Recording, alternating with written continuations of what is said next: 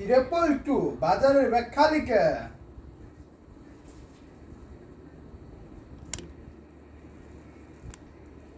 আরে আর বলিস না, সামনে আমার ইন্টার পরীক্ষা। সব বিষয়ে আমি বিলিয়ন, শুধু অঙ্কে একটু কাঁচা। তোর অঙ্কে কাঁচার সাথে বাজারের কি সম্পর্ক? বাজারে গেলাম আলু কিনতে, দোকানদাররা জিজ্ঞেস করলাম 1 কেজি আলুর দাম কত।